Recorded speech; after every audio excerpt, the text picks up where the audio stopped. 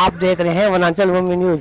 राजधानी रायपुर के civil line थाना में 1 जुलाई से नए कानून की क्या क्या व्यवस्था है, कौन कौन से नियम चेंज हुए हैं, चलो इसके बारे में हम जानते हैं।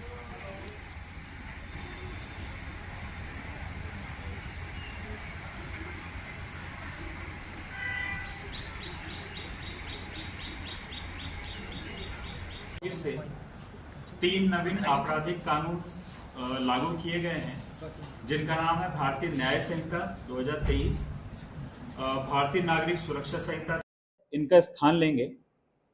इन कानूनों में भारत सरकार द्वारा अब हमारे संविधान की मंशा के अनुरूप हर व्यक्ति को न्याय प्रदान करने हेतु प्रावधान किए गए हैं। इन तीनों कानूनों की जो मुख्य खासियत है वो ये है कि इनमें टेक्नोलॉजी यानी तकनीक, फॉरेंसिक्स और टाइमलाइन समय सीमा उनको स्थान दिया गया है। इसका प्रभाव ये पड़ेगा कि जो मामलों की विवेचना होती है, इन्वेस्टिगेशन होती है, कोर्ट में कार्रवाई चलती है, उसमें टेक्नोलॉजी का उपयोग बढ़ाया जाएगा। उससे जो इन्वेस्टिगेशन उससे गुणवत्ता में सुधार आएगा। जो न्याय प्रदान करने का जो पूरा प्रोसेस है वो फास्ट होगा। दूसरा फॉरेंसिक्स का, जैसा मैंने बताया, तो फॉरेंसिक्स का यूज़ अब अपराध के अनुसंधान में किया जाएगा। तो उससे जो क्षेत्र के जो जानकार वैज्ञानिक हैं जो उसी क्षेत्र में काम कर रहे हैं उनके द्वारा जो है सैंपल कलेक्शन इन्वेस्टिगेशन के दौरान में किया जाएगा। उससे सैंपल कलेक्शन और एविडेंसेस की वैल्यू सुधरेगी। और तीसरा टाइमलाइन समय सीमा, कि अब एफआईआर दर्ज करने से लेकर कोर्ट का जजमेंट आने तक का जो पूरी प्रक्रिया है उसके लिए अब एक समय सीमा जो है वो बांध दी गई है। तो अब हर कार्रवाई एक टाइम लिमिट में, एक समय सीमा में पूर्ण होगी। इससे फायदा ये होगा कि पहले न्याय मिलने में जो लगने वाला समय होता था वो बहुत बार बहुत अधिक हो जाता था, वो कम हो के अब एक टाइम पीरियड में बहुत कम समय में लोगों को न्याय प्रदान किया जा सकेगा। ठीक है, थैंक यू। स्टार्ट करूं? आज वरिष्ठ पुलिस अधीक्षक महोदय के निर्देशानुसार डायल 112 के कार्यालय में 3 जो नवीन आपराधिक कानून 1 जुलाई 2024 से लागू किए गए हैं उनके संबंध में व्यापक तौर पर जानकारी प्रदान करने के लिए आज एक कार्यशाला आयोजित की गई है। इसमें रायपुर शहर से सभी मीडिया बंधु जो है इसमें उपस्थित हुए हैं और उन्हें विस्तार से नए जो आपराधिक कानून में परिवर्तन हुए हैं उनमें आम जनों के हितों के लिए जो प्रावधान किए गए हैं उनके संबंध में बताया गया।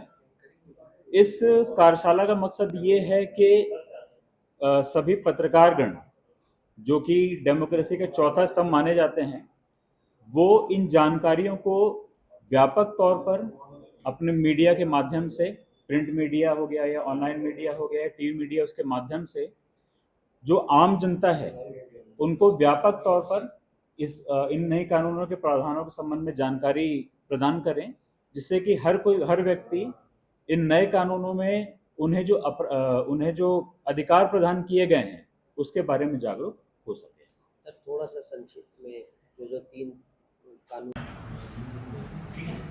क्योंकि क्रिमिनल कानून का एक्चुअली एक नियम होता है कि घटना जिस समय या जिस दिन होती है ना उस दिन जो कानून लागू होता है उसके आधार पर जो सजा दी जाती है। जैसे निर्भया वाला मामला था, सिंपल से एग्जाम्पल देता हूं, समझ जाएंगे। उसमें एक नाबालिग था 17 साल का, उसको 2 साल और 3 साल की सजा हुई और वो छोड़ दिया गया, बाकी लोगों को फांसी हो गई। क्यों किया गया? और उसके बाद जो मैंने बताया कि 16 से 18 साल के अमेंडमेंट किया गया, लेकिन उसको आप पीछे से लागू नहीं कर सकते अमेंडमेंट को। ठीक है, वो घटना जिस दिन हुई है उस दिन जो कानून है वो जो है आपराधिक लागू होता है, ना कि भविष्य का। फंडामेंटल राइट, ठीक है, ये फंडामेंटल राइट का पार्ट है। आर्टिकल 20 जो है उसके बारे में बात करता है। ठीक है, तो रात 12 बजे से पहले इतने अपराध हुए हैं या जो चले आ रहे हैं वो अपराध उसी तरीके से इन्हें जो पुराने कानून है उन्हीं की तरह चलेंगे। 1 जुलाई 2024 के रात 12 बजे के बाद से जितने अपराध हो रहे हैं वो सब अब नए कानून। मान लीजिए अपराध 1 जुलाई से पहले हुआ है, उसकी एफआईआर 1 जुलाई के बाद हुई है तो भी जो अपराध है वो पुराने कानून का घटना का दिनांक क्या है वो, ठीक है। एक दो चीजें और बता देता हूँ, बहुत चीजें हैं बताने के लिए, समय इतना ज्यादा नहीं है हमारे पास में। जैसे आप लोग जो बात करते हैं इलेक्ट्रॉनिक एविडेंस का, तो इलेक्ट्रॉनिक एविडेंस अब जो है उसको डॉक्यूमेंट की कैटेगरी में ले लिया गया है, ठीक है। जो दस्तावेज हम बोलते हैं ना, तो अगर कोई भी इलेक्ट्रॉनिक एविडेंस है, मान लीजिए कि व्हाट्सएप पे कुछ है, ठीक है, मान लीजिए ईमेल पे कोई चीज आई, वेबसाइट पे कोई चीज है, वो जो सारी चीजें हैं अब वो दस्तावेज का भाग होंगी और उसको भी उसी तरह ट्रीट किया जाएगा जैसा कि लिखित में कागजों में अगर कोई लिख किया तो कुछ करता है उस प्रकार। तो अब मान लीजिए कि व्हाट्सएप फॉरवर्ड आपने किया, कुछ आपत्तिजनक चीज किया तो उसको आपने फॉरवर्ड किया, तो हर मोबाइल में जो व्हाट्सएप की जो कॉपी पड़ी हुई है उसको पुलिस लेके और उसके आधार पर अपराध दर्ज कर सकती है। हमारे पास आएगा इस टाइप का सब कुछ, फिर उसमें भी गुनाह आपका आप गुनाहगार नहीं, आपके पास जो मोबाइल में जो कॉपी पड़ी हुई है ना, तो मान लो कोई फोटो आपको किसी ने व्हाट्सएप किया, तो वो जो फोटो है वो आपसे भी जब उसको अपराध का वकील साहब ये पूरा 100% पुलिस के लिए है या कोई ऐसा जैसे करप्शन का कोई मामला आता है कोई सरकारी बात में, जनता या जो पब्लिक है उसका जो वीडियो रिकॉर्डिंग एविडेंस उस पर कितना उसको इम्यूनिटी दिया गया या मान्यता कुछ है कि बिल्कुल नहीं है? वही आप पूछ रहे हैं ना कि अगर कोई थर्ड पर्सन उसकी वीडियो रिकॉर्डिंग उसका नहीं पुलिस कार्रवाई की नहीं बोल रहा हूँ, हाँ भाई जैसे कोई अधिकारी ब्राइब ले रहा है हाँ। उसका मैंने रिकॉर्ड कर दिया तो हाँ। उसको वो उसकी ऐसा स्थिति evidence- पहले जैसे ही है कि अभी मजबूत हुई है? ऐसा नहीं, उसका जो मैंने बताया ना कि जो साक्ष्य अधिनियम नया आया है उसमें आप उसकी वैल्यू दस्तावेज का एविडेंस है तो उसको अगर आप प्रस्तुत करते हैं कि ये वीडियो रिकॉर्डिंग है या सीसीटीवी फुटेज है ये मेरे पास आया हुआ है, उसकी वैल्यू आपने बस ये चेक करना पड़ेगा कि उसमें कोई टेम्परिंग ना हो।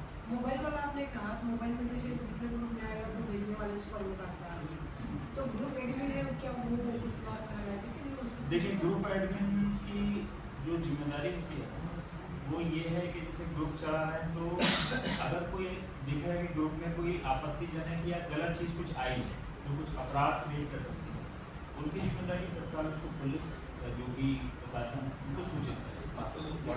लाइबिलिटी जो होती है ना वो जो सबसे पहले उसको स्टार्ट करता है भेजता है उसकी होती है, लेकिन आप भी उसको मान लीजिए फॉरवर्ड कर रहे हैं, जैसे मान लीजिए कि धर्म के खिलाफ कोई बात है आपके पास आया, आपने भी उसको 4 जगह भेज दिया, आपने क्या आपने एक तरह से अपराध में सहयोग किया, फर्दर उसको प्रोलिफरेट किया, कुछ चीज सुना, क्योंकि आप मोबाइल के जैसे मैंने बताया मोबाइल में भी अगर कोई व्हाट्सएप फॉरवर्ड या कुछ है वो भी जो है एविडेंस यूज किया है तो उसकी वैल्यू है, ठीक है। ये इसमें चीजें हैं। बाकी एक दो चीजें और है कि जैसे कोई व्यक्ति फरार हो गया, एब्सेंस जैसे अपराध किया भारत से फरार हो गया, तो उसके खिलाफ भी जो है कोर्ट में उसके एब्सेंस में मामला चलाया जा सकता है और कोर्ट उसको सजा भी दे सकती है उसके एब्सेंस में, और जब भी वो पकड़ में आएगा तो बस इतना काम करना उसे पकड़ के जेल भेज देना सजा काटने के लिए।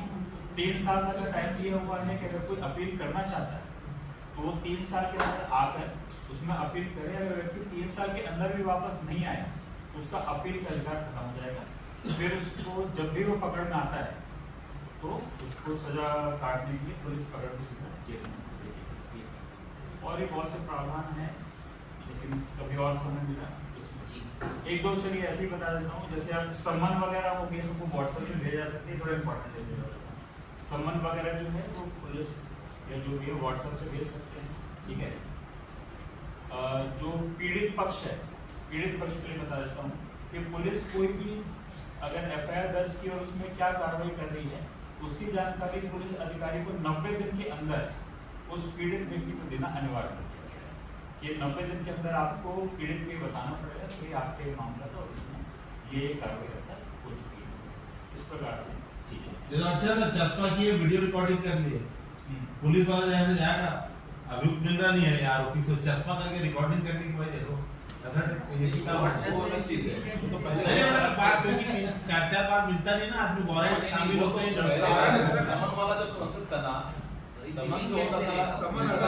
जैसे ब्लू टिक और वो उसमें हो जाए नहीं ब्लू टिक बंद करके रखा है तो कोर्ट की वो उसमें ये लिखा हुआ है कि कोर्ट जिसमें सेटिस्फाई हो जाए कि हाँ इसकी प्रॉपर तामील हो गई है वो उसमें ब्लू टिक या वो डबल टिक ऐसा कुछ नहीं रखा गया है, वो पॉसिबल नहीं है। ये रहेगा कि मजिस्ट्रेट अपने स्तर पर गवाही देनी है पुलिस की, या जैसे भी प्रूव करके अगर वो संतुष्ट रहते हैं हाँ इसकी तामील हो गई है, और बार अपन रूटीन बंद भी तो कर देते हैं। अब आप बंद कर दोगे फिर बोलोगे कि रिप्लाई आएगा तभी माना जाएगा। बंद कर दोगे आप उसको, आपने ऊपर से स्क्रीन से पढ़ लिया अच्छा ऐसा है फिर नहीं देख रहे, फिर बोलोगे तामील की, इसलिए उसी भेजने के बाद सूचना मजिस्ट्रेट को जहाँ लग जाए कि हाँ इसकी तामील हो गई वो प्रॉपर डांस। सर बैठ के दीजिएगा।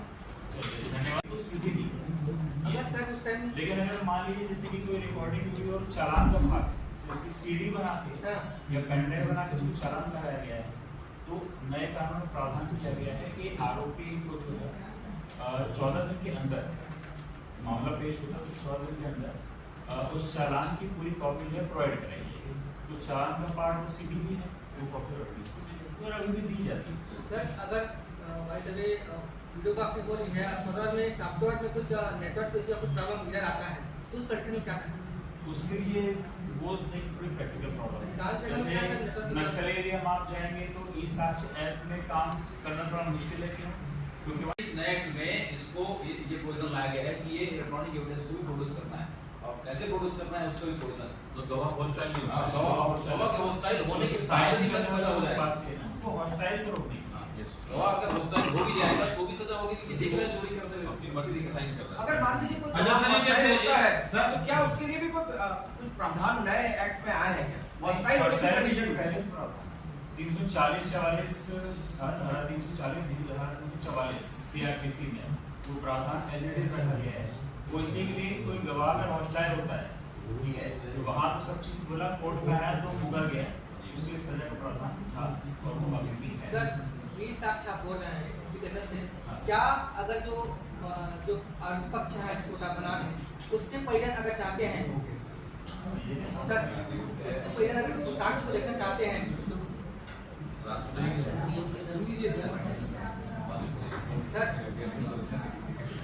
लोगों की जमानत हो गई थी।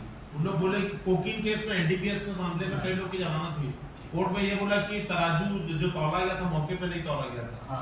उसकी वीडियो रिकॉर्डिंग मतलब रहती तो शायद पुलिस मतलब वो खड़ा हो जाता केस।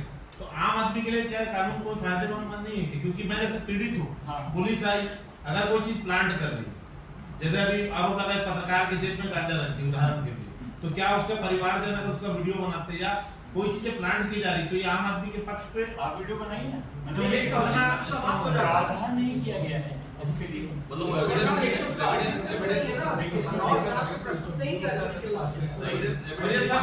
धारा भी बता दें, इसमें धारा क्या है बता दें। बतौर साक्ष्य आप प्रस्तुत कर सकते हैं, वो साक्ष्य की वैल्यू कितनी होगी ये कोर्ट डिसाइड करेगा। मैंने क्या कहा, मैंने ये कहा उसके लिए प्रावधान नहीं बनाया गया है, लेकिन वो करने के लिए आपको रोका भी नहीं है। जो डायरेक्शन तय होगा, जो डायरेक्शन 105 में पुलिस को ये करना कंपलसरी है, लेकिन अगर आप करते हैं तो उसमें कोई रोक नहीं है, उसको बनाइए। आप जब आपका बचाव का अवसर आता है आरोपी का, जब आप प्रस्तुत कीजिए, लेकिन वो कितना स्टैंड करेगा ना, ये कोर्ट की सुनवाई पे सर बेसिकली पुलिस के लिए है, बेसिकली पुलिस के लिए है, बेसिकली पुलिस के लिए उनके लिए मैंडेटरी किया गया है। ये धारा क्या है इसमें धारा? अच्छा उसमें कुछ चीजें भी हैं कि जैसे पॉज नहीं कर सकते वीडियो को, जैसे मान लीजिए वीडियो रिकॉर्डिंग हो रही है तो उसको एक कंटिन्यूअस प्रोसेस में रखना है, बीच में पॉज कर दिया फिर वीडियो ऑन किया फिर पॉज कर दिया, तो ऐसा वाला अभी जो वीडियो रिकॉर्डिंग है ना सही रिकॉर्डिंग नहीं होती। कुछ प्रावधान है एसओपी जो कि है आम आदमी के हितों के लिए काम किया गया है, लेकिन ऐसा है ना कि कंप्लीटली पुलिस का पार्ट नहीं सिंसिटिव है। पुलिस देखिए नेगेटिव विचारधारा क्यों रखते हैं कि पुलिस गलत ही करेगी। नहीं सर, कानून तो मालूम होना चाहिए ना, कानून मालूम होना चाहिए ना। नहीं बात इसका पुलिस का पावर बढ़ाया गया है, ठीक है, पुलिस का पावर बढ़ाया गया है, उतनी बढ़ाया नहीं, एक बैलेंस स्थापित किया गया है, बैलेंस स्थापित किया गया है। अब देखिए वीडियो रिकॉर्डिंग वाली चीजें सब पुलिस का पावर नहीं बढ़ाया गया, इसमें पुलिस को चेक बांधा गया है ना, फिर कहीं कहीं पावर जहाँ पुलिस के पावर को बढ़ाया गया है, क्यों? क्योंकि वहाँ पर वो जरूरी था, तो जैसा वैसा काम किया लेकिन गया। अच्छी चीज ये सर ये इलेक्ट्रॉनिक एविडेंस को प्रॉपर तरीके से कोर्ट में हम प्रोड्यूस करते हैं, और इलेक्ट्रॉनिक एविडेंस को अगर सही तरीके से प्रोड्यूशन होगा 65 के साथ में, जैसे अभी उसका सेक्शन चेंज हो गया 63 हो गया, सजा का प्रेशर बढ़ जाएगा, तो सजा का प्रेशर बढ़ेगा, कन्विक्शन रेट उससे बढ़ेगा, ये अच्छी बात है। कन्विक्शन रेट बढ़ेगा, जैसे चोरी के मामले में अगर कोई व्यक्ति सीसीटीवी कैमरा में दिख रहा है, अब ऐसा है कि वीडियो में कम से कम दिखेगा भाई देखो ऐसा से कार्रवाई हुई है, उस पर तुम जान के साइन कर रहे हो, तो इससे क्या है सजा का जो प्रतिशत है वो हम इनमें बढ़ा सकते हैं, इनको रोकने की प्रावधान बनाएगा। और कार्रवाई भी ठीक प्रकार से हो, उसमें किसको भी कमी ना रहे, काम ना रहे, इस चीज़ को ध्यान में रखने के लिए बनाएंगे।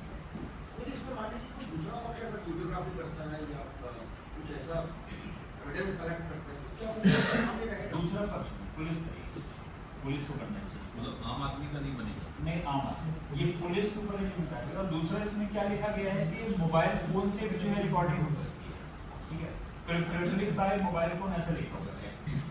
तो वो भी इसलिए है कि अब समझ ही रहे हैं कैमरा वीडियो रिकॉर्डर की खरीदारी करने में तो करोड़ों का कितने का खर्चा आ जाएगा। तो अभी प्राथमिक तौर पर शुरू करने के लिए ये किया गया कि अगर मोबाइल फोन भी है आईओ का खुद का, उससे वो वीडियो रिकॉर्डिंग करें और उस चीज़ को साक्ष्य के रूप में प्रस्तुत करें। यहाँ पे एक चीज़ और बताना चाहूँगा कि एक ई साक्ष्य करके ऐप डेवलप हो रहा है, जल्दी आ जाएगा। ये जो वीडियो रिकॉर्डिंग पूरी होनी है ना, ये मोबाइल फोन से तो होगी, लेकिन ये ई साक्ष्य ऐप से की जाएगी, ठीक है। तो उसमें ई साक्ष्य ऐप में क्या होगा कि एक रिकॉर्डिंग तो आपके मोबाइल फोन में हो रही है, दूसरी साथ साथ उसकी एक कॉपी क्लाउड सर्वर में जो है ई साक्ष्य का, वहाँ पे भी उसकी एक कॉपी सेव होती रहेगी, ठीक है। तो जैसे आपने पूछा ना, तो सर्टिफिकेट देना पड़ेगा क्या, एफएसएल सब करना पड़ेगा, तो साइमल्टेनियसली मतलब मोबाइल यहाँ पे रिकॉर्ड कर रहा है, उसकी कॉपी साथ साथ ऊपर क्लाउड में भेज रहा है सर्वर में।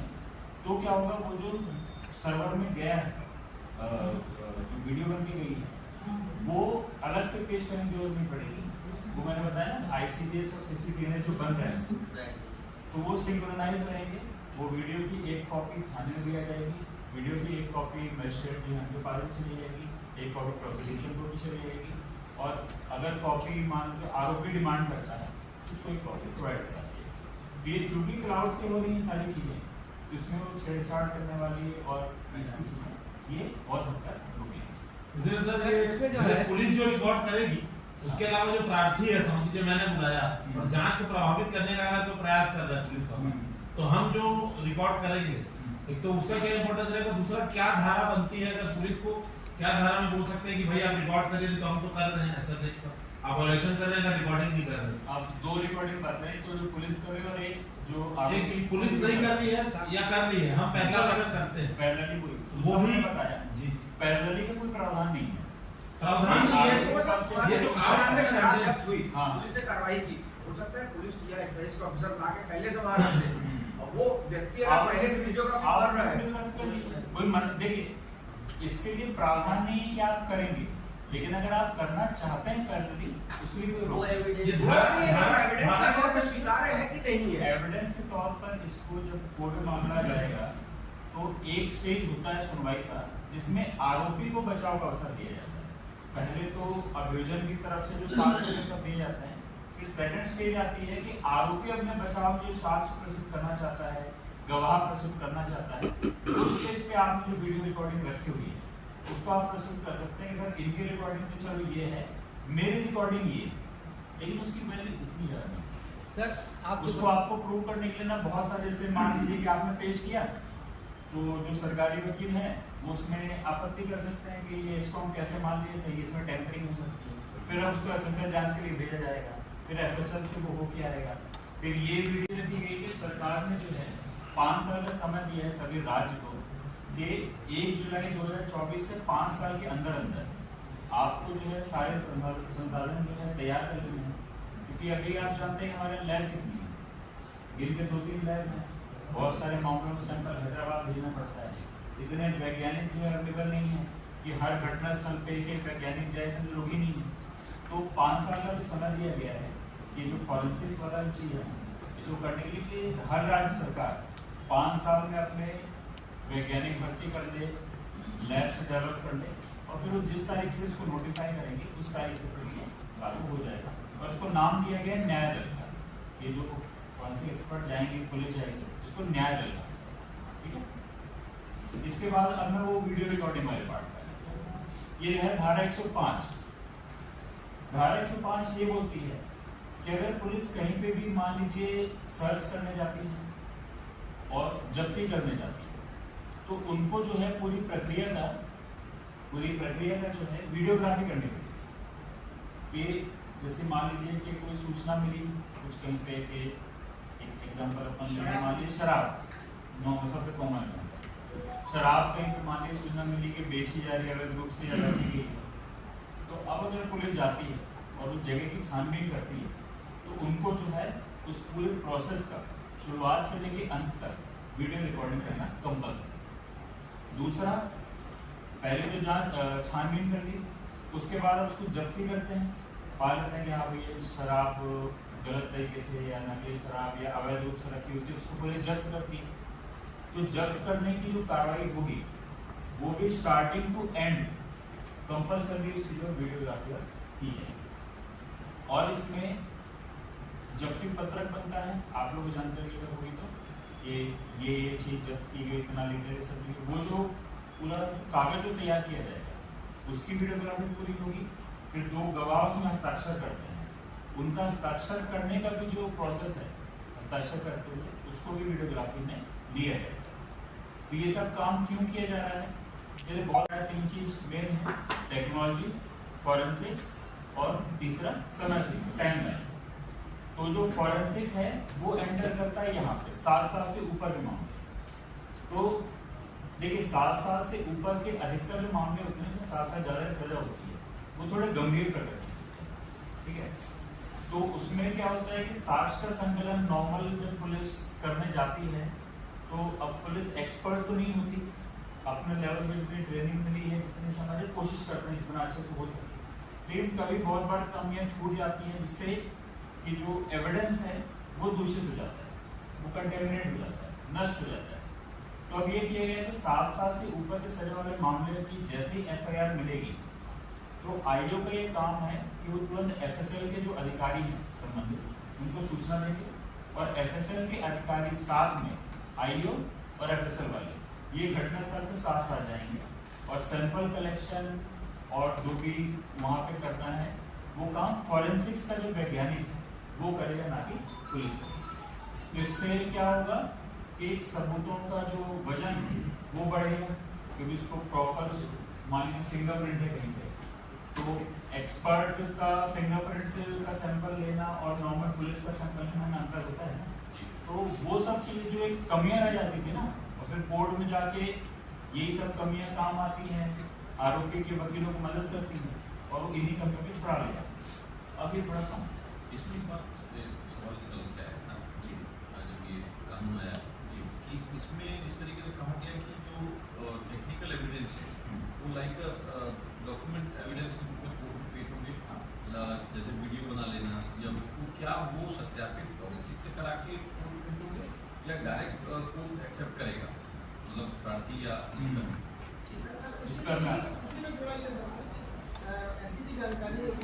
सकते हैं वो 0 पे दर्ज किया जाएगी, उसमें कोई नंबर नहीं होगा। वो तेलीबांधा जो पुलिस थाना है वो सिविल लाइंस थाने को FIR को ट्रांसफर कर देगा और वो नंबरिफाई नहीं करके और कार्रवाई शुरू कर देगा। तो पहला ये परिवर्तन इस प्रकार से किया गया है और इसमें टेक्नोलॉजी का यूज किया गया है। अब बात आती है टाइमलाइंस के संबंध में।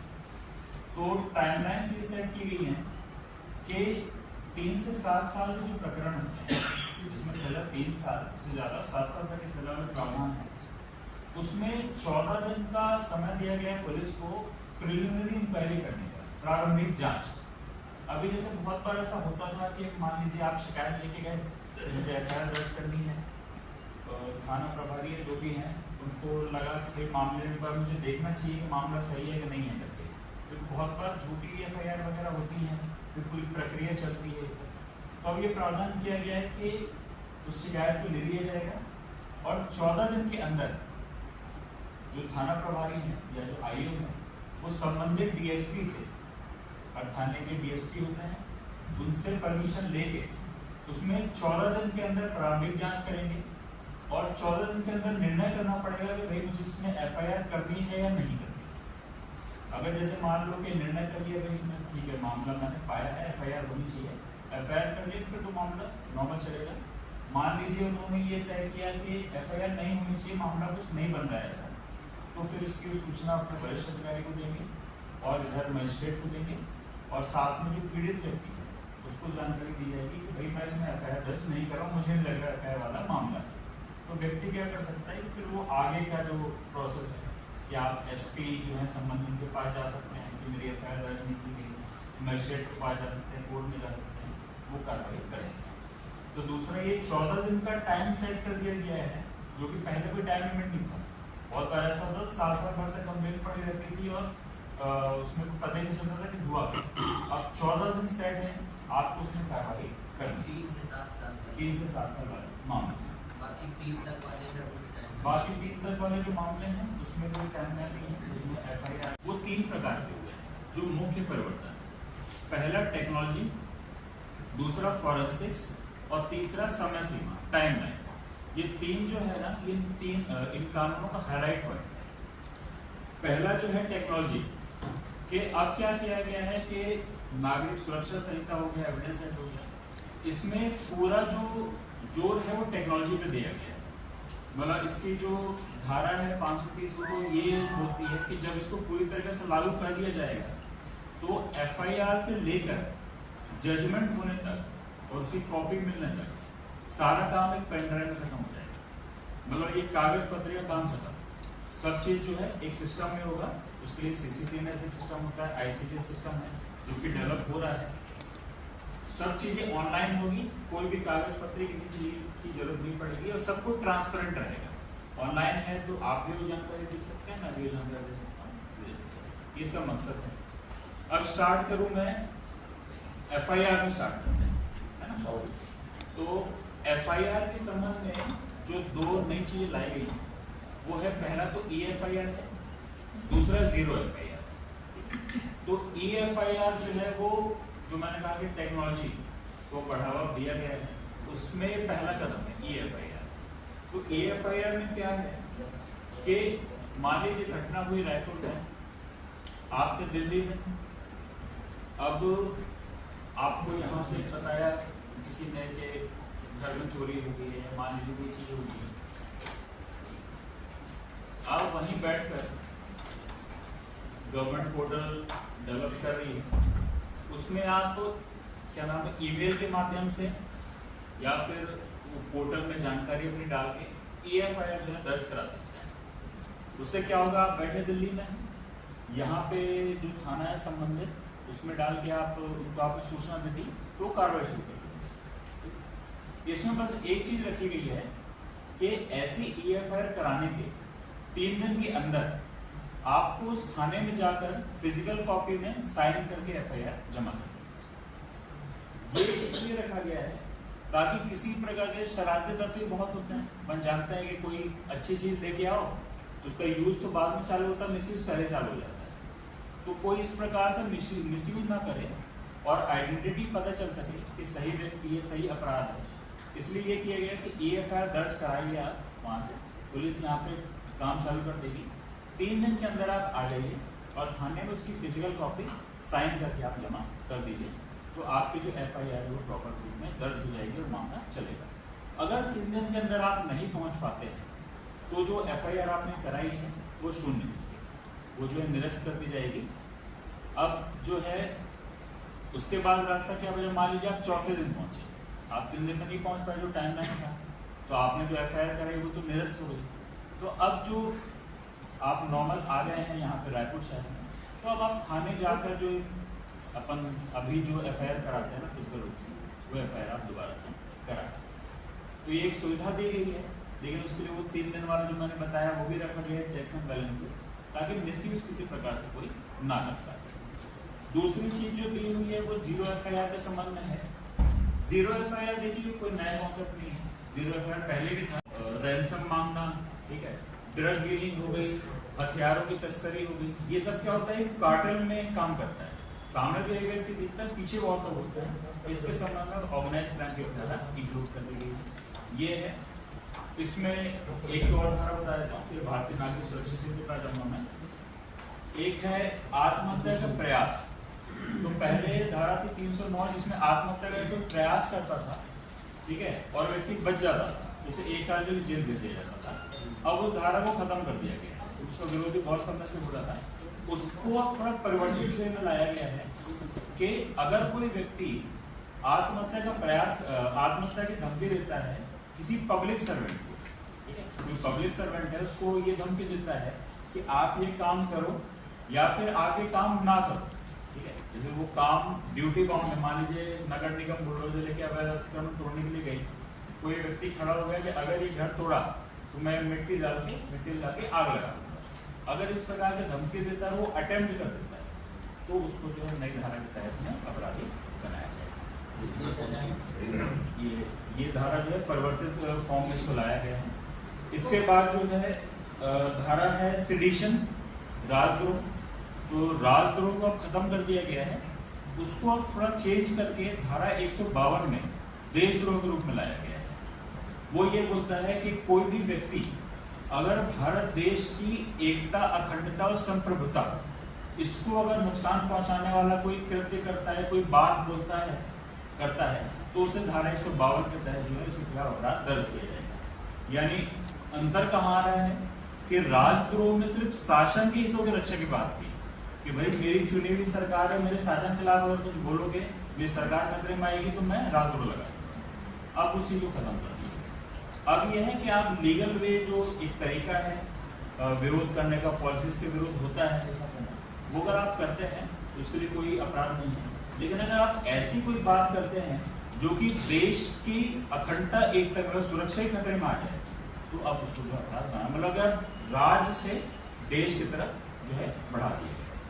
राजद्रोह ऑब्वियसली बात है, अंग्रेजों ने बनाया था, तुमको प्रोग्राम राज्य प्रोटेक्ट करना था, उनको थोड़ी ना इंडिया भारत इससे कोई मतलब। अब जो है हमें हमारे संविधान के अनुसार देश से हितों का संरक्षण करना है, उसके लिए लाइक। अब इसके बाद मैं बता दीजिएगा जो नई विवेचना प्रणाली है।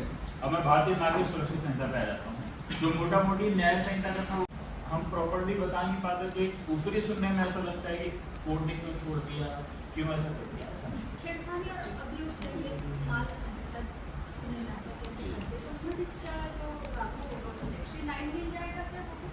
नहीं, सेक्शन 69 तो सिर्फ उसके लिए बात करता है कि कोई प्रलोभन देकर, झांसा देकर अगर शारीरिक संबंध बनाता है उसके लिए।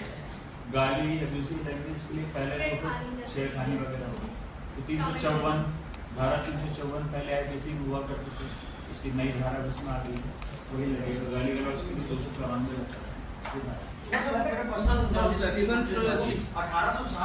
जो जुवेनाइल जस्टिस एक्ट है ना, वो भी साथ में लग जाता है। इस कारण से जो है ना, इनको जो छूट मिलती है वो ये रहता है, वो कानूनी ऐसा बना हुआ है। और इनकी सुनवाई भी जो है वो बाल न्यायालय होती है, जो कि माना है यहाँ सुनवाई की पूरी प्रक्रिया अलग होती है। एक ना निर्भया कांड के बाद 2012 के बाद जो जुवेनाइल जस्टिस एक्ट है इसमें चेंजेस किए गए हैं। इसमें अब ये किया गया है नहीं, तो कोर्ट में जो प्रूव किया जाता है वो ये प्रूव किया जाता है कि व्यक्ति तेजी से गाड़ी चला रहा है। यानी कि जयस्तंभ चौक पे अगर आप गाड़ी चलाएंगे तो आप कितने गाड़ी चला पाएंगे? 20, 30, ज़्यादा 40। लेकिन वहाँ पे अगर कोई 100 की स्पीड में गाड़ी चला रहा है, 80 की स्पीड में गाड़ी चला रहा है, उसको आप तेजी बोलेंगे?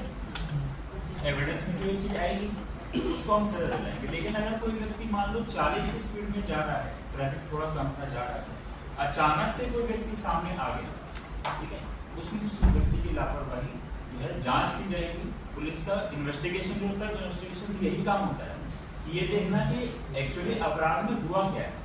तो यही चीज़ को पुलिस इन्वेस्टिगेट करती है कि उसमें गलती या लापरवाही किसकी थी।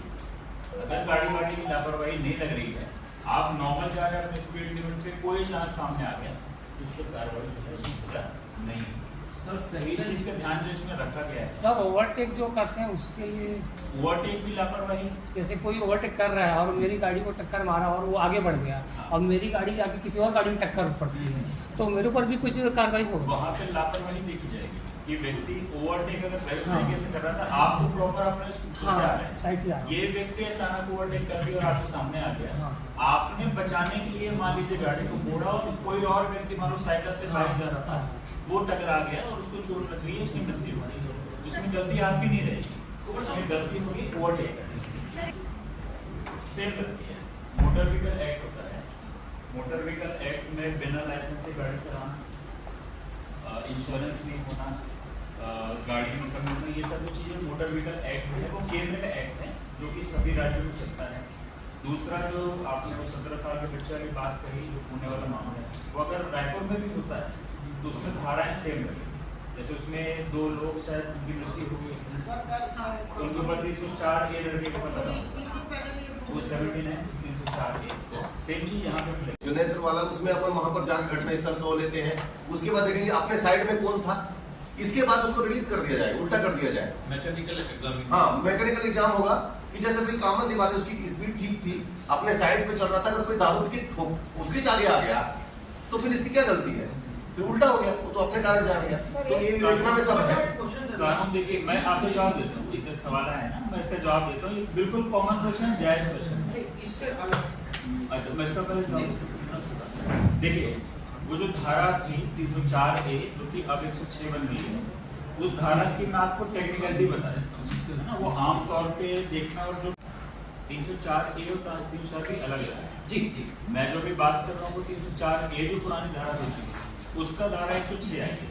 तो उसका जो पहला पार्ट था 304 ए का, कि कोई लापरवाही पूर्वक कोई कृत्य करता है और उसमें किसी की मृत्यु हो जाती है, नशे के लापरवाही, ये किसी प्रकार की चला दिया, हाँ, तेज गाड़ी चला रहा है, जयस्तंभ चौक है, यहाँ पे एक स्पीड लिमिट होनी चाहिए, व्यक्ति 30 की, तो वहाँ पे अंधाधुंध गाड़ी चला रहा है, एक्सीडेंट कर दिया, किसी की मृत्यु हो गई, तो 304 ए में आता है। तो अभी जैसे इस धारा को होल्ड किया गया,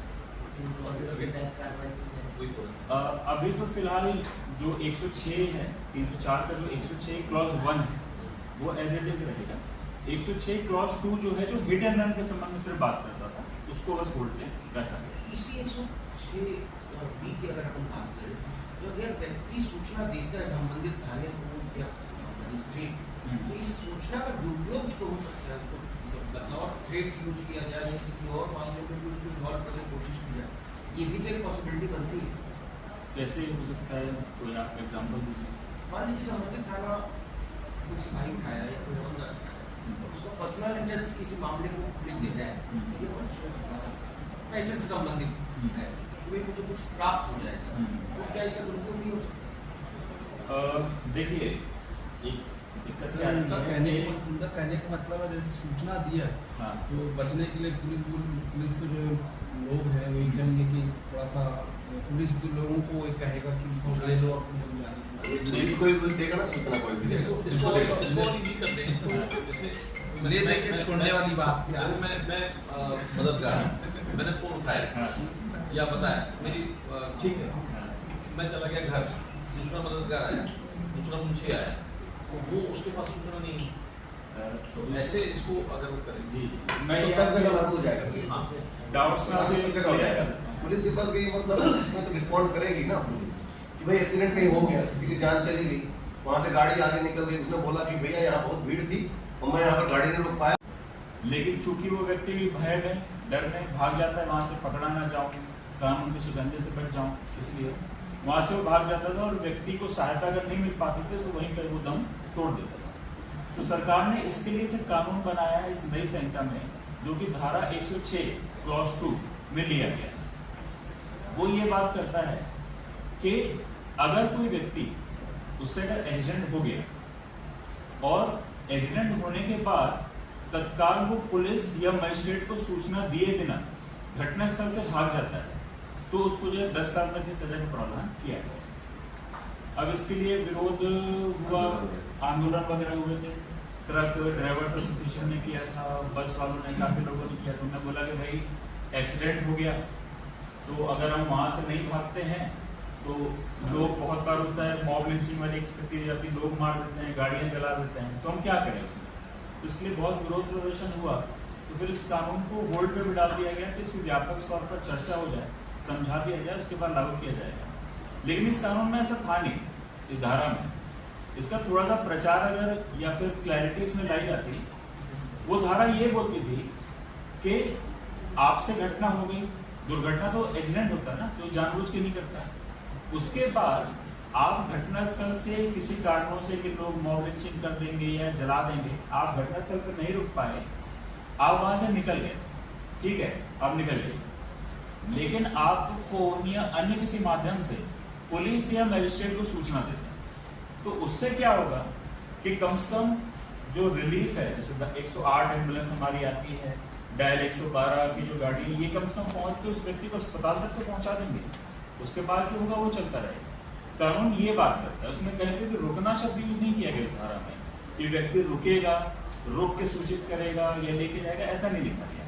उसमें ये लिखा गया है कि आप घटनास्थल से अगर निकल भी जाते हैं तो तत्काल आप सूचना देते हैं पुलिस या मजिस्ट्रेट को ताकि रिलीफ पहुंच सके। लेकिन इसका कुछ कंफ्यूजन्स रह गए, इस वजह से ये लागू नहीं किया जा रहा है, लेकिन इसका मकसद बहुत अच्छा है। आइडियल कंडीशन तो ये व्यक्ति को रुकना चाहिए, उसको व्यक्ति को जो है अस्पताल पहुंचाना चाहिए।